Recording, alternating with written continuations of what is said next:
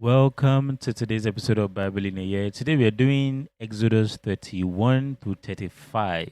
Yesterday we looked at how God created the tabernacle through vision, giving it to Moses as a vision. Now today we're going to see how Moses got angry at the people because they felt it was taking too long, and then they created another God while Moses was receiving revelation. It was like Moses was receiving revelation from God and then they were busy creating their own God downstairs. Anyways, let's take a listen. While Moses stood in God's presence on the mountain, a plan was unfolding. God called Bezalel and Oholiab, filling them with wisdom to build a sacred dwelling. It would not just be a tent, but a home for the invisible. Then came a reminder about the rest. 6 days you shall work, the voice declared, but the seventh is holy.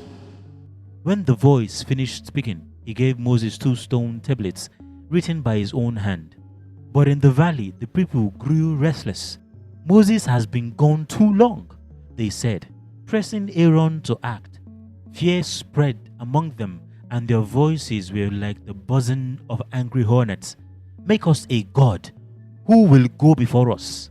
And Aaron's courage began to fail.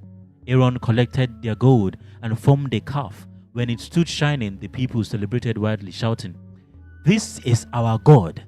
Aaron watched, knowing how quickly they had forgotten the true God. On the mountain, the voice told Moses of the corruption below. Moses rushed down and met Joshua, who heard strange sounds from the camp. "It sounds like the cry of war," Joshua whispered, reaching out for his sword. "It is not war," Moses said. "It is singing." When Moses saw the calf and dancing, anger rose within him. He threw down the stone tablets. They shattered just as the people had broken their covenant with God. Silence fell after the idol was destroyed. Yet Moses did not abandon the people. He returned to God, pleading for mercy and asking for his glory.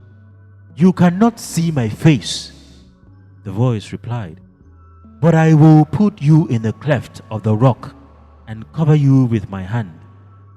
Moses stood hidden in a rock as he encountered God's overwhelming presence.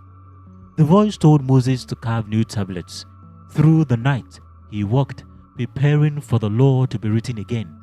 It was a sign that even when we break what is holy, the Creator is willing to write the story a second time. When Moses came down again, his face shone with God's glory. The people were afraid, and he covered his face with a veil as he spoke the renewed covenant. Then Moses called the people to give willingly to the tabernacle.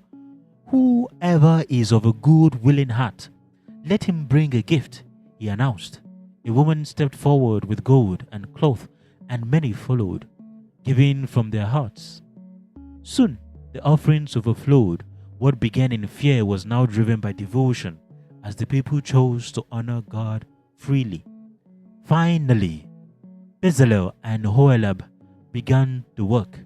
With skill and purpose, they shaped the materials into a dwelling for God.